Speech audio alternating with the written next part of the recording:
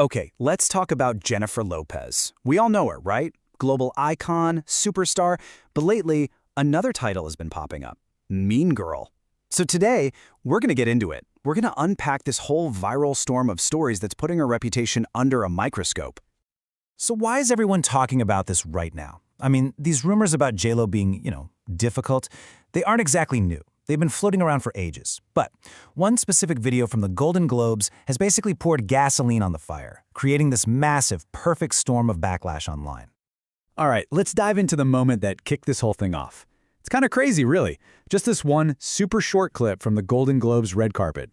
On its own, you might not think much of it, but it went completely viral and started this huge debate. Okay, so if you haven't seen this, the Glambot is that awesome camera that gives us those super dramatic slow-mo shots of celebs on the red carpet. And the guy who runs it, Cole, he's known for having these fun little chats with everyone. But when J.Lo stepped up, the vibe was, well, it was different. In the clip, she barely looks at him, barely acknowledges him, and boy, did people notice. The comments just started flooding in, calling her cold and dismissive. And of course, the internet did what the internet does. It just exploded. Comments like this one were everywhere. You had thousands of people jumping in, basically saying, "See, I knew it." It was like this one little clip was the smoking gun that confirmed every single rumor they'd ever heard. But wait, here's where the story gets a little more complicated. The guy himself, Cole, the Glambot operator, he actually spoke out. And his take was totally different. He was like, look, I didn't take it personally. He said red carpets are just chaos. It was the end of a super long night. And to him, she just seemed focused, down to business. He didn't think it was rude at all. So that whole Glambot thing, that was really just the spark. It was like it opened the floodgates, and suddenly all these older stories started bubbling back up to the surface, mostly from people who claim they've worked with her.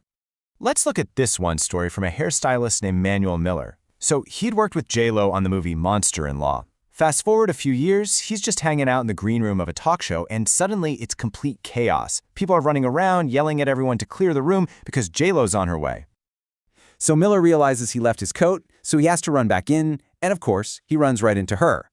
He tries to be friendly, says a quick hello, and even reminds her they'd worked together. And what did he get back? According to him, just a blank stare. And then she looks over at her bodyguards with this look he describes as basically saying, "Get this trash out of here."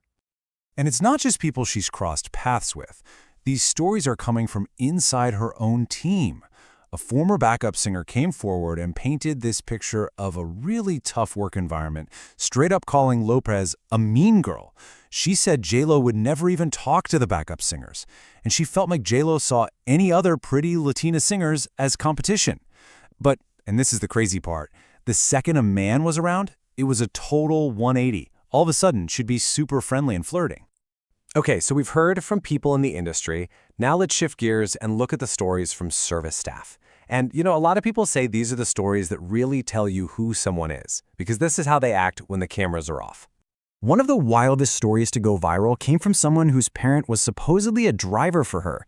They listed these incredibly strict rules. Get this. Rule number 1, you can't talk to her. Rule number 2, don't even look at her, not even in the rearview mirror. And then there's this one. Her luggage is not allowed to touch the ground, ever. And if you break any of these rules, you're out, fired. But okay, maybe the most famous story of them all, the one you've probably heard, involves her and Ben Affleck at a casino. So here's the setup. Ben Affleck is famously a huge tipper. We're talking super generous. So the story goes, he's playing poker, has a good night, and leaves a $10,000 tip for the server. For him, that's not even that surprising. But what supposedly happened next is what made this story legendary. Allegedly, J.Lo sees the tip, walks right up to the server, takes the 10 grand back, and leaves just a few bucks instead. Can you imagine?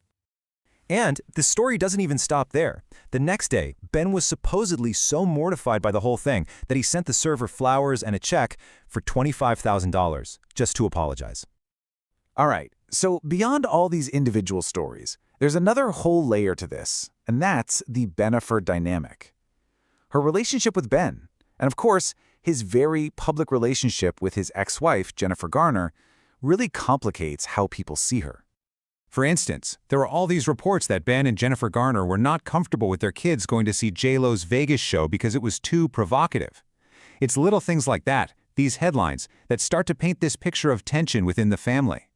And the media just runs with this contrast. You'll see one headline criticizing what J.Lo is wearing while she's out with Ben's son, with a caption saying he looks uncomfortable. And then on the flip side, you get constant pictures of Ben and Jennifer Garner just laughing and looking like the happiest co-parents on the planet. The difference in coverage is pretty stark, and you could definitely argue it's not a fair comparison at all.